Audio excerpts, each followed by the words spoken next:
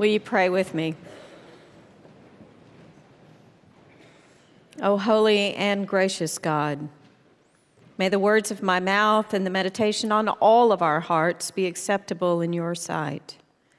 For you, O God, you are our rock and our Redeemer.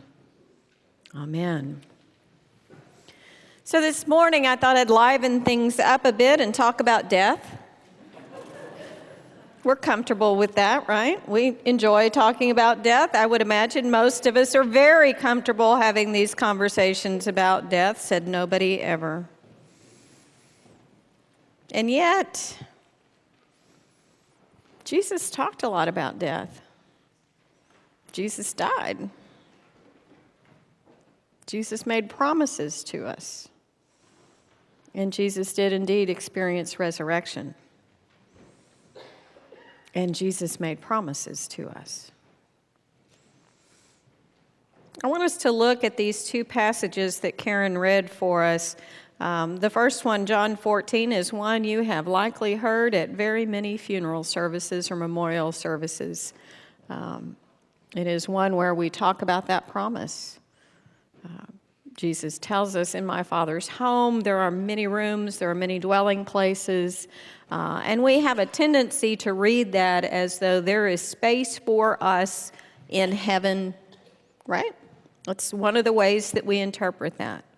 One of the ways, another additional way to add on to that understanding, I'm not trying to take any of your understandings away, is that Jesus was very interested, especially in the Gospel of John, of communicating the relationship that he had with God and our place within that relationship. And so an additional way to hear this is to know that God and Jesus have room in their relationship for each one of us. And so when we are called into that place that has been prepared for us, that place is relationship. So it is now, and it is not yet now.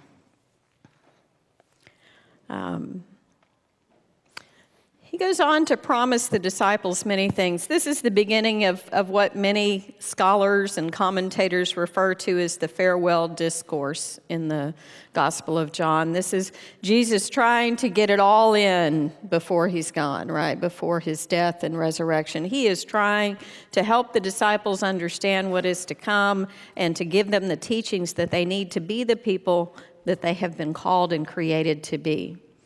And my guess is they're not real clear about all the things that Jesus has taught. I would dare say that you and I at times are not real clear about all the things that Jesus has taught, right? But we continue to hope and we continue to believe and we continue to pursue.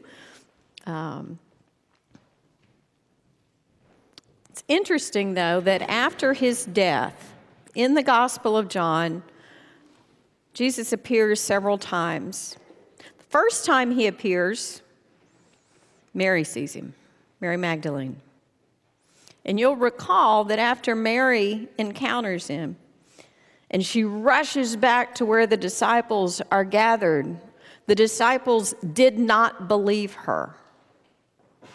They needed to see for themselves.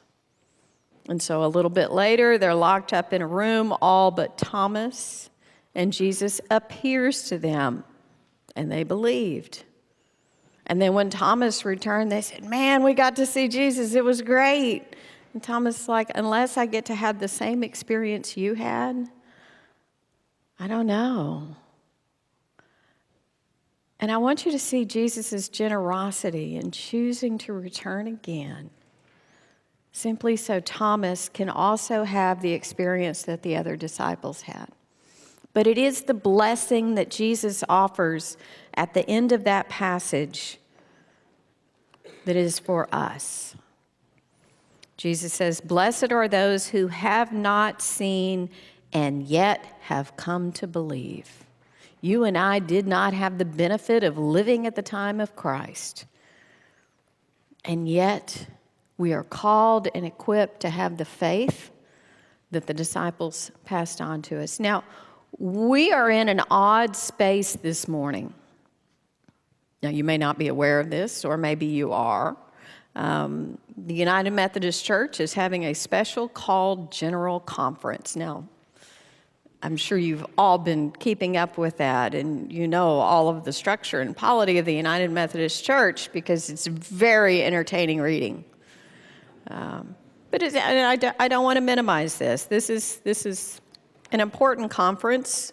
We have, as a denomination, gone through what many other denominations have gone through. We struggle with how to interpret. We struggle with how to understand what it truly means to be open and inclusive and what that really looks like. And we have language currently in our discipline that has folks on both, or I don't know how many sides there are, several sides of this going, but Jesus meant this, but God meant that, but God means this.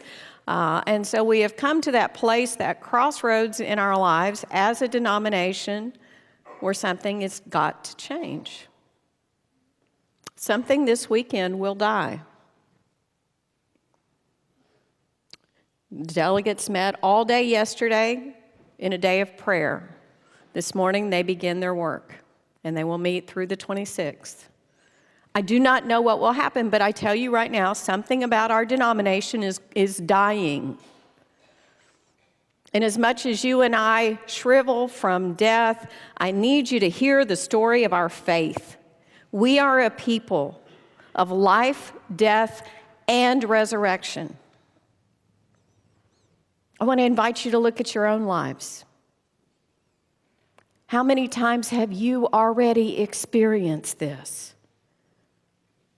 How many times have you had those moments where what was dies? And God works in the midst of all of that and brings forth something new in your life. I can't tell you what our denomination is going to look like.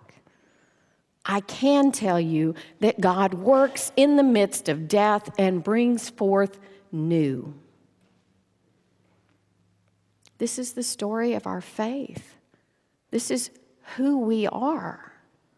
Now, we can wring our hands because it's fun, but the truth is God's about to do something.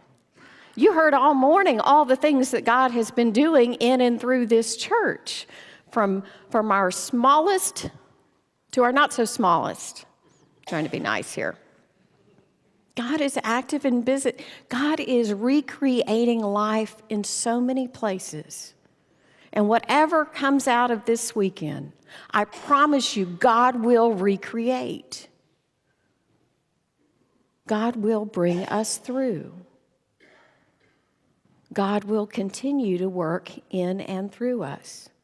And as I've said before, I promise you, God is still going to be God when General Conference is over. They have a lot of power. They don't have that kind of power. My encouragement to you this morning, because you're going to hear stuff on the news, if you watch the news. You're going to read stuff in the papers. You may even get notifications on your phone. Their stuff is going to be all over social media. Remember that we are a people of life, death, and resurrection. This is the story of our faith. God will birth something out of whatever dies this weekend. Thanks be to God. Amen.